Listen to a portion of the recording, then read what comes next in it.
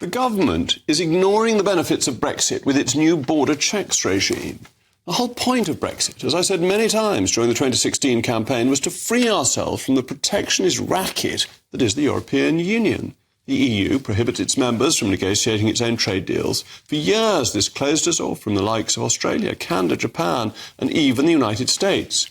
Since leaving the EU, we have successfully negotiated a free trade agreement with Australia, New Zealand and Japan. We're also in discussions with India and the Gulf Cooperation Council for FTAs and improvements with Canada, Mexico, Switzerland and Israel, none of which would have been possible from within the EU.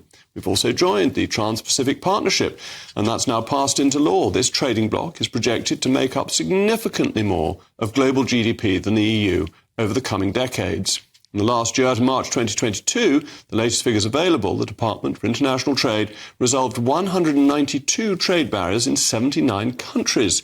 And it's clear that the future of global trade and economic growth does not lie with the EU, but rather with the Anglosphere and East Asia.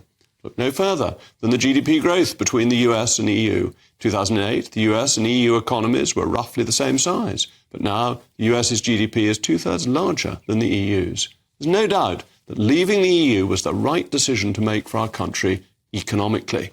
That erstwhile engine of EU growth, Germany, has faltered, while we've outgrown the other EU G7 member states in recent years. However, the government has decided unilaterally upon an act of self-sabotage, essentially trying to make the United Kingdom a mini-European Union.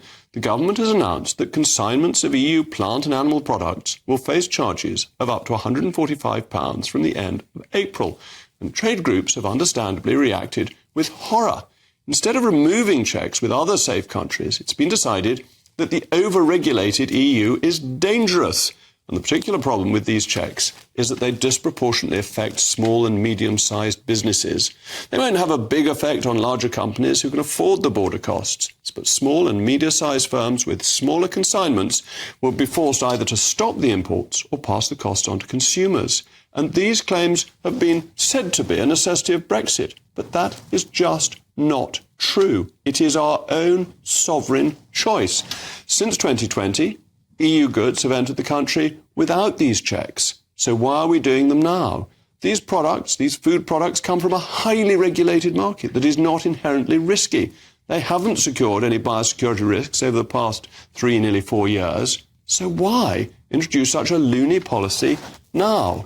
When I was in government, the Department for Food and Agriculture wanted to impose these checks, but fortunately, with the help of Boris Johnson, Liz Truss and Suella Braverman, we were able to stop them. But as it turns out, that was merely a delay. It would, in fact, be more sensible to abandon them altogether. Digital border technology is coming, known as the single trade window, which should be implemented later this year. And that should be an opportunity to reduce friction on all our trade from safe countries, not just the EU.